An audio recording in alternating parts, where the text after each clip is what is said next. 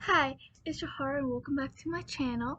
So, I'm going to be talking about a TV character because I headcanon this person as being AroAce. And um so I just want to talk about it. And it is Clawdeen Wolf from Monster High. So it is important to have it's important to have representation in kids media as well as adult media, which I will eventually do a video all about that, but that's not what this video is about. But um I love Monster High, for those of you that do not know, and you guys probably do not know because I do not talk about Monster High on this channel. I have like two other channels. I have three YouTube channels because I don't know, I just do. One about books and my writing, one about TV, where I've done a lot of Monster High videos. I have a lot planned because I'm slightly obsessed or very obsessed. And then this one where I talk about asexuals, aromantics, LGBTQ, feminism, all of it.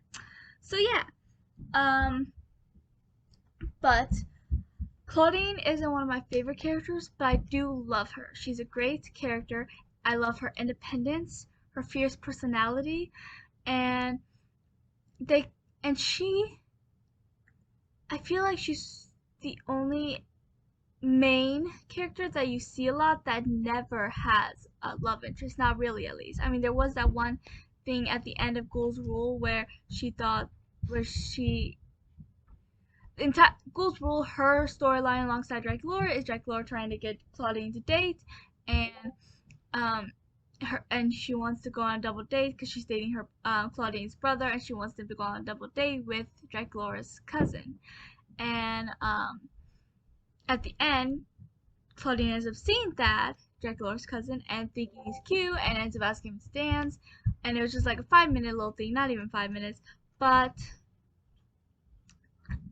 I'm positive the only reason why they did that is because they had, I don't know, they had to have Clawdeen with a man. I mean, the creators or whatever even confirmed that Clawdeen is a lesbian. And I would love a confirmed lesbian on the show, a canon lesbian, because I love this. But I kind of had canon Twilight Howleen because I shipped them a lot. Actually, I had canon Howleen as bisexual and Twilight as panromantic, but that's another story which I will get into in another video someday. I'll get to it eventually. But Clawdeen never seems that interested in dating, period. And it's not, I mean, I feel like there's a lot of high schoolers that are obsessed with dating and with being with their crushes, and there's also plenty of high schoolers that aren't interested in dating yet. I was gonna say like me, but that's not really a good point because I am an AroAce lesbian. But I feel like there's always signs, even when you're younger, because it's always been in you. It's just a matter of time you finding out. Like when I finally came out as a full AroAce lesbian, I looked back at some signs that showed the aromantic, the asexual, and the lesbian in me. There have always been signs. And for Clawdeen, I feel like most people, if at least if they're single, some people will do it in relationships too, which I think is wrong. But if you're single and you see someone cute, they'll be like, oh, they're cute, but not want to go out with them because um, they just don't want to date at the moment, which is great because I feel like there should be more of being okay with being single as well, even if you're not aromantic. It should be okay to want to be single, to work on yourself, which is also I'm gonna talk about in another video, so I'm not gonna get into it right now. But Clawdeen Wolf, she just doesn't seem interested in dating, period. And maybe she's okay with being single right now. I would love that representation too. Someone who's happy and content with being single and working on themselves. But I don't know. It's just something about Clawdeen. Whenever I look at Clawdeen, I see her as this girl who cares more about her career than ever being in a relationship. I see her in 20 years after she graduates not dating because the only thing she cares about is trying to build her fashion empire, which I can totally see her running someday. And that's how I see Claudeen's future. I don't see her with some man or even some woman. I see her with her business, her career. That's how I picture Claudeen's future. I mean, with every other character, or at least the main characters you really get into, I um even if I don't just see their romantic aspects of their future, I can picture them with a person in their life. And for Claudine, I just feel like she shows that she just doesn't care about a relationship, period. A romantic relationship, at least. She obviously cares about her friends. I mean, Draculaura is her very best friend. Draculaura means so much to her. They are my favorite friendship, for those of you that do not know. And she's just. And she cares about her friendship with Frankie, with Cleo, and Laguna. Those are really her main friends. Um, so, yeah. And then she also has her siblings. She has a very big family. She has her parents, which you never see. Um, she has Claude and Hallie, who are also shown a lot, especially Claude, with him being he's kind of one of the main mansters. Um, then there's Claudia, which you do get to meet in Fry's Camera Action, who is also her big sister. But they do mention that she has a lot of brothers, not just Claude, but you just never meet them. But it is mentioned that they have a lot more brothers, which I think are all older than Claudia, because it's like Claudia, then Claude, then Claudine, then Howling. So I think all her other brothers are like a lot older than Claudia. But yeah, and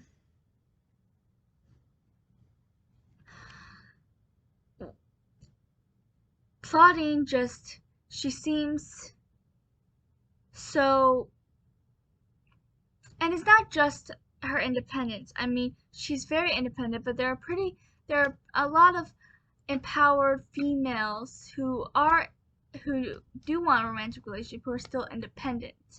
Can I let me see if I can think of one from what's it called?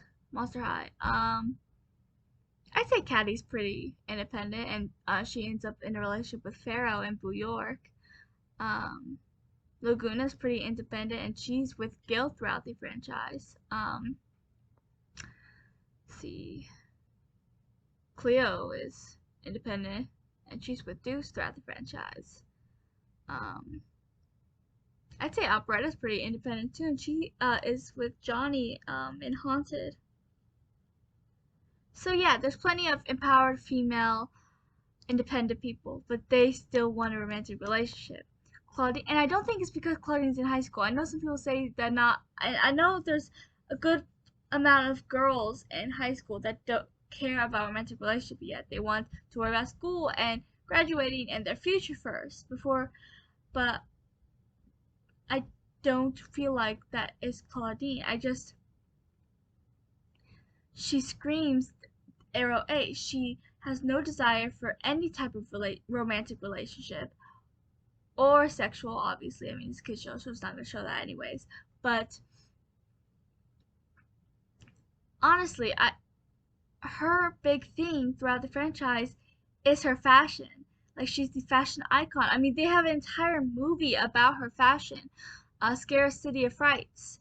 Her entire that entire movie was for Claudine and was about her fashion. I mean, for those of you that do not watch Monster High, at the beginning, they do this flash mob thing at school. Once the bell rings, Claudine was the one that designed the outfits and scheduled everything. She just needed a few models, so she obviously asked her friends, who all obviously agreed. And they did this whole flash mob down the school hall. And then Monatel Gauthier, he's this very famous fashion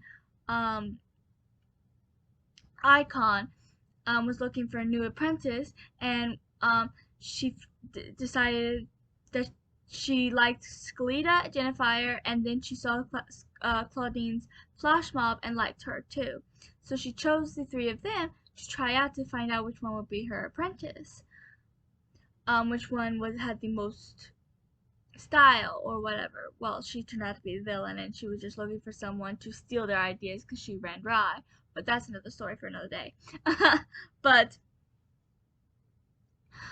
and so the entire movie was about her trying to.